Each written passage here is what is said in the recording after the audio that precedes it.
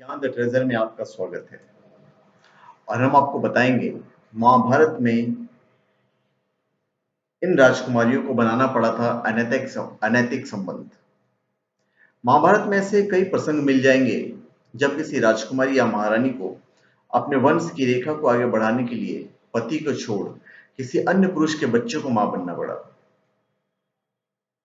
आगे चलकर इन राजकुमारियों से उत्पन्न बच्चे पूरे महाभारत को बदल कर रख दिया, या यूं कहे ये बच्चे महाभारत के मुख्य पात्र बने।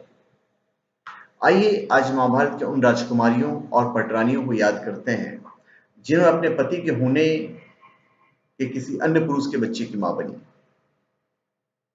ये सत्यवती महाभारत में एक प्रमुख पात्र है। मत्स्यगंधा, जो बाद में सत्यवती के नाम से जानी गई। सत्यवती बहुत सुंदर थी, इसी कारण शांतनु उनके रूप पर मोहित हो गए और विवाह कर लिया।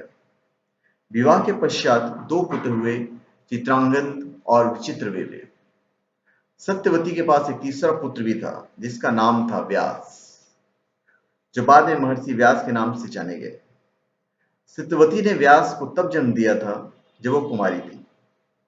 महर्षि व्यास के पिता का नाम ऋषि पराशर था, फिर अंबिका और अंबालिका। युवावस्था में चित्रांगद और विचित्रवीर्य का विवाह अंबिका और अंबालिका से हुआ, परंतु विवाह के कुछ ही दिनों बाद चित्रांगद और विचित्रवीर्य की मृत्यु हो गई। भीष्म ने आजीवन विवाह नहीं करने की प्रतिज्ञा की थी। अपने वंश रेखा को मिटते देख सत्यवती ने इन दोनों राजकुमारियों को अपने तीसरे पुत्र व्यास से संतान उत्पन्न करने के लिए कहा।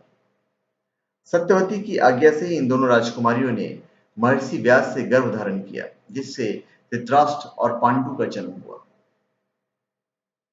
इस कड़ी में अब बारी है राजकुमारी कुंती की, जो बाद में महाराज पांडु की पत्नी और कुरु वंश की महारानी बनी। एक ऋषि के शाप से पांडु की कोई संतान नहीं थी।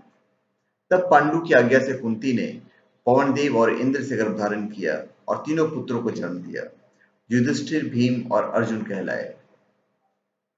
उसके बाद माद्री, पांडु की एक अन्य पत्नी थी माद्री। पांडु की आज्ञा से इन्होंने अश्विनी कुमारों का हवन किया और उसे नकुल और सहदेव को जन्म दिया। महाभारत में एक महाज्ञानी व्यक्ति का नाम था विदुर। उनकी माता राजमहल में दासी थी। महर्षि व्यास ने सत्यवती से जब कहा कि एक राजकुमारी का पुत्र अंधा और दूसरी राजकुमारी का पुत्र रोगी होगा, तो सत्यवती ने व्यास से एक बार और राजकुमारियों को व्यास के पास भेजना चाहा, लेकिन राजकुमारियां डर गई, इसलिए उन्होंने अपनी दासी को व्यास के पास भेज दिया। दासी ने व्यास से गर्भधारण किया, जिससे स्वस्थ और ज्ञानी पुत्र विदुर का जन्म हुआ। धन्यवाद।